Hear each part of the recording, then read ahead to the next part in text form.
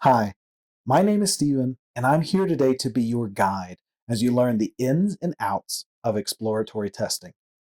Let's begin. Before testing any product, please make sure you have read the test instructions and understood what needs to be tested.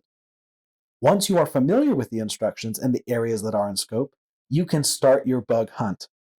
The first step should always be to explore and understand the product you are about to test. For example, a web shop that sells different types of clothes does not work the same as a website that offers grocery subscriptions. So always take a general look around before you start searching for bugs. When you approach the product that needs to be tested in an exploratory way, the first thing to do is what is called positive testing. When positive testing, you, as a tester, will confirm the behaviors and functionalities mentioned in the feature descriptions and test instructions. These should work how the customer expects them to work, so any bugs found here are critical. Next, you should try any reasonable negative test behaviors. And by reasonable test behaviors, I mean the types of mistakes a typical, inexperienced user might make. Note that I don't mean the situations where you press the exit button 500 times and then the 501st time the system crashes. The customer would not find that reasonable. In general, there are some typical problem areas that you should always explore as a new tester. For example, any action that involves transferring data, either posting data to the server or receiving data from the server, might suffer from connectivity issues, and there might be a bug. You might also explore the authentication process, as these are oftentimes difficult to implement and are therefore a good target for bugs.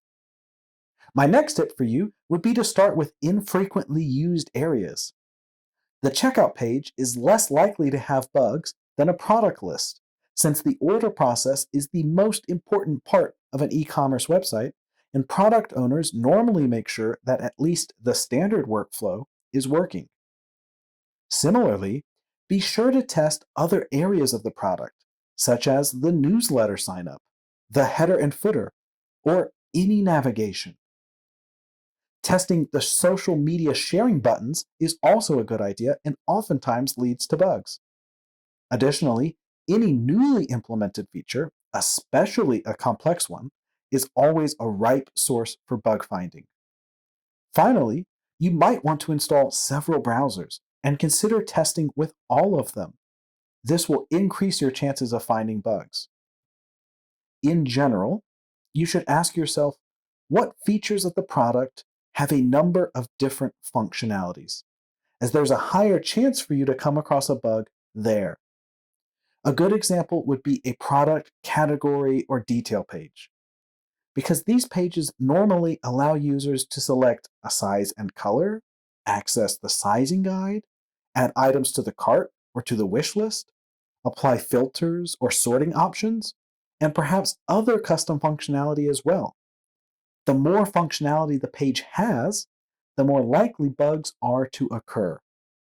So click on everything clickable. Try to reset elements, try to abort and restart workflows, and don't only follow the happy path, and I guarantee that you will eventually find a bug. To sum up, every time you perform an action and don't get the expected result, it might be a bug. Make further investigation and consider reporting it. Good luck in your first test run, and take care.